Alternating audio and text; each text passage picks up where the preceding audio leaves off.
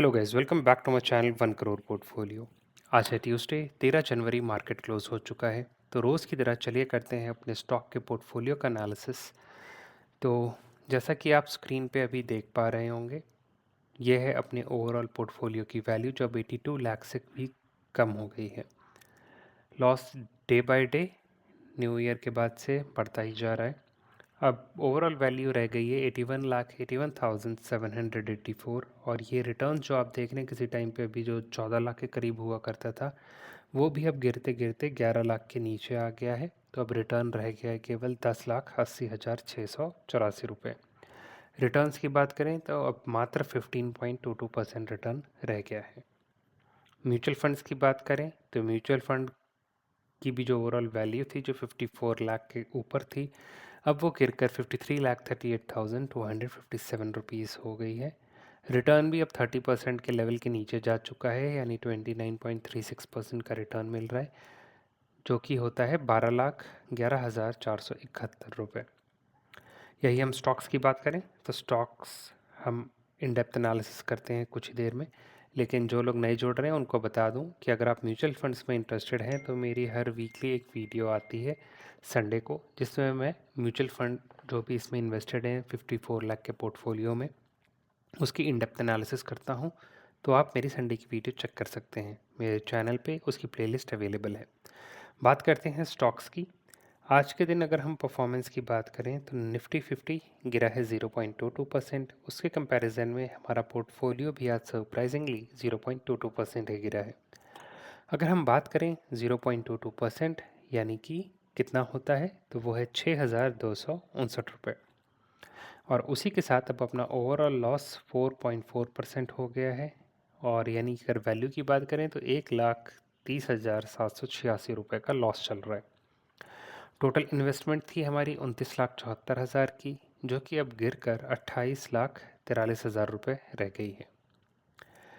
अगर हम आज की बात करें तो आज की सबसे शानदार परफॉर्मेंस दिखाई है वारी रिन्यूएबल ने, जो लगभग 6.5% बढ़ा है और 6,000 रुपये का रिटर्न दिया है। उसके बाद दूसरे नंबर पे है मोतीलाल ओसवाल फाइनेंशियल सर्विसेज, ये भी 5.5% के करीब बढ़ा है और लगभग 1,400 रुपये का रिटर्न दिया है। इसके बाद है अपना ऑयल इंडिया और ONGC, दोनों सेम डोमेन की कंपनीज़ हैं, तो एक ने 5.24% रिटर्न दिया है यानी कि 550 रुपये, और दूसरा यानी ONGC 3.42%, यानी कि जिसने 1,000 रुपये का रिटर्न दिया है। उसके बाद है जोमेटो 3.2%, 1,600 रुपये का रिटर्न। उसके बाद सिल्वर ETF सारी न्यूज़ के बावजूद ये अभी भी बढ़ रहा है, 2.5% बढ़ा है, 1,000 रुपये का रिटर्न दिया है। उसके बाद है अपना MK Exim 2.17% का रिटर्न। फिर उसके बाद जी मीडिया, उसके बाद वरुण बेवरेजेस 1.5% बढ़ा है, 636 रुपये का रिटर्न। उसके बाद बॉम्बे स्टॉक एक्सचेंज, क्योंकि पोर्टफोलियो में सबसे ज़्यादा वेटेज BSE का ही है, तो इसका 1.5% लगभग 3,000 रुपये का आज प्रॉफिट हुआ है।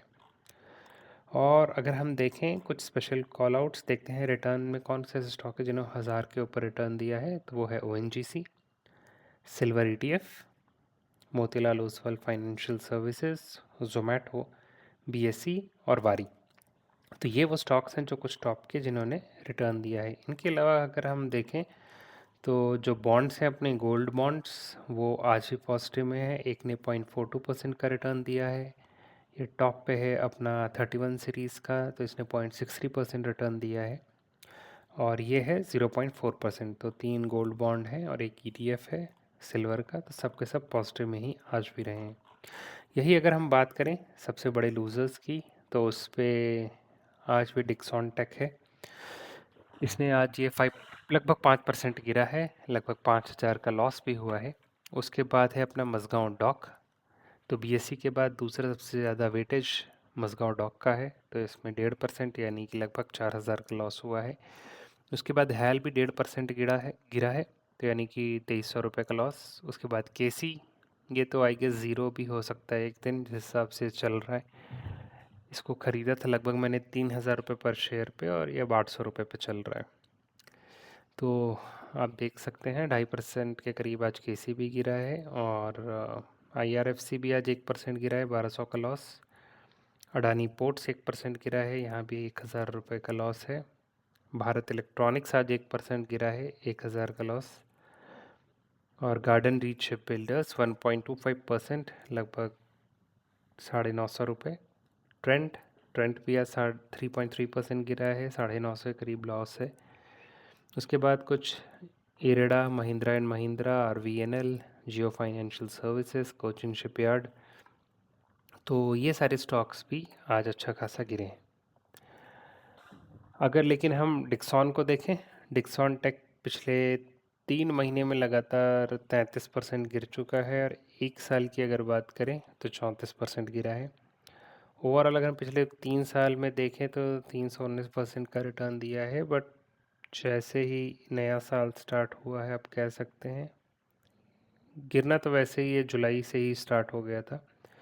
जुलाई से ये गिरना इसने स्टार्ट किया है, तब से अभी तक ये गिर ही रहा है। देखते कब इसकी रिकवरी होती है, क्योंकि इसमें भी अच्छा खासा पैसा लगा है।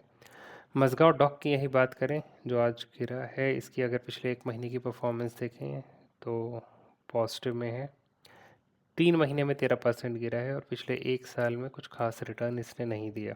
लेकिन यही अगर हम इसके 3 साल का चेक करें तो 3 साल में 500% का बहुत ही शानदार रिटर्न इसने दिया है। और अगर हम देखें हैल हैल पे मेरी अच्छी खासी इन्वेस्टमेंट है, बट इससे भी कुछ खास रिटर्न जनरेट हो नहीं रहे हैं। अगर पिछले 1 महीने में 3% रिटर्न दिया है, 3 महीने में नेगेटिव है, 1 साल में ऑलमोस्ट आप कह सकते हो जुलाई के बाद से फ्लैट ही है काइंड ऑफ। उसके बाद कुछ खास हमें प्रोग्रेस देखने को नहीं मिली, तो इसमें वेट करते हैं और देखते हैं हैल कब रिकवर होता है। तो गाइस ये था ओवरऑल आज का पोर्टफोलियो एनालिसिस। आप कमेंट सेक्शन में बताइए कि आपके पोर्टफोलियो ने निफ्टी 50 को बीट किया कि नहीं, और ओवरऑल आपका पोर्टफोलियो कैसा परफॉर्म कर रहा है। जैसा कि आप देख पा रहे हैं मेरा पोर्टफोलियो अभी भी नेगेटिव में है, तो आप कमेंट सेक्शन में बताइए कि आपका पोर्टफोलियो कितना रिटर्न दे रहा है, क्या वो पॉजिटिव में है या नहीं। और साथ में ये भी आपको बता दूं कि जैसा कि आप जानते हैं मेरा ईयर एंड तक का गोल है कि इस पोर्टफोलियो को 1 करोड़ के पार ले जाया जाए। तो अभी हमारी टारगेट वैल्यू से हम कितना दूर हैं, लगभग 19 लाख कह सकते हैं आप दूर हैं। यहाँ पे 81 लाख का पोर्टफोलियो फ़िलहाल चल रहा है। बस इस ईयर एंड तक हमारा टारगेट है कि वो 1 करोड़ पार हो जाए। तो आप कमेंट सेक्शन में बताइए कि आपका टारगेट क्या है। मिलता हूँ आपसे अगली वीडियो में। Till that time keep investing.